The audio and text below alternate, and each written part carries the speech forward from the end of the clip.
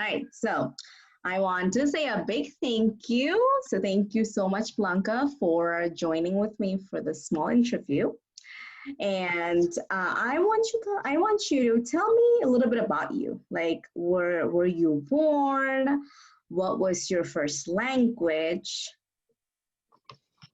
My pleasure. Like you said, my name is Blanca Bravo. I was born and raised here in Houston, Texas. My first language is Spanish. Both of my parents are from Mexico, so they both speak Spanish. My mom only speaks and talks Spanish.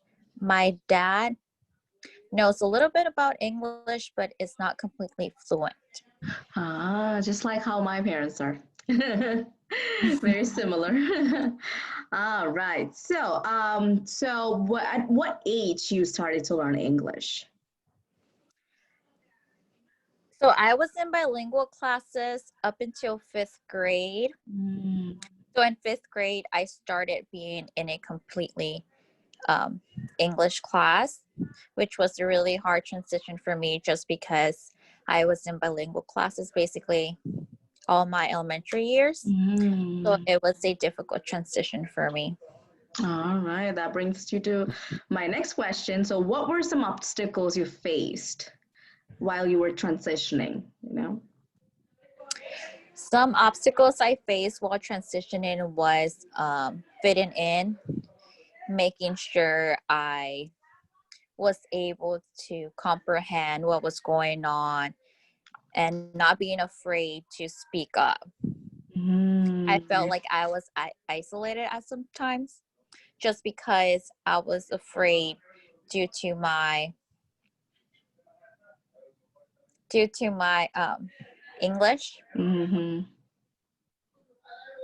All right.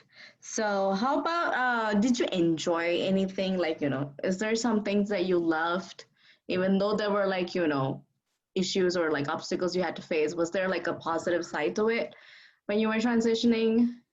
Anything that you Honestly, yes, I was able to be independent, try to grow as a person, try to do liked? everything as I can, and remain positive. So I think that was a really good outcome because I never gave up. I tried my hardest to make Oh. sure I was paying attention, make Mm-hmm. sure I was cooperating when I had specialists help me.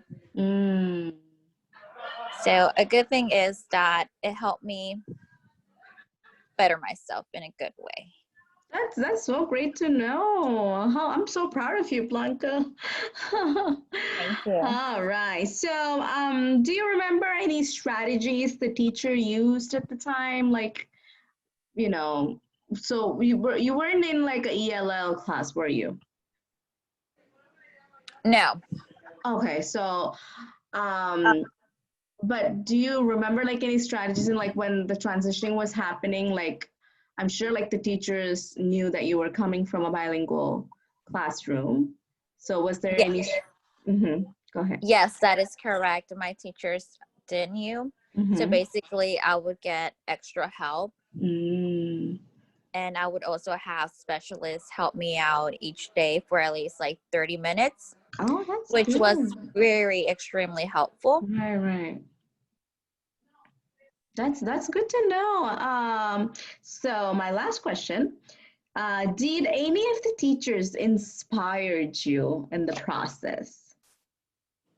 Do you have any teachers that inspired you that you would remember, like, even now, thinking back? Honestly, I do have a teacher from elementary who would Mhm. always make sure I was comprehending, make sure I was included in all types of activities during class. She Uh-huh. made me feel welcome. She made me feel loved, and what that's one thing I really enjoyed because even though I struggle with my English, she made me feel included, if that makes sense.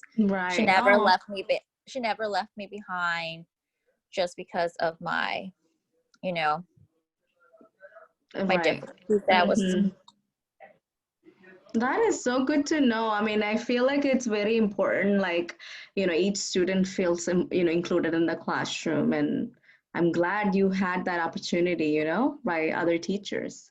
So that was it for my questions. And I really loved learning a little bit more about you. I did not know about this part of, your learning experience. And thank you for sharing your experience with me.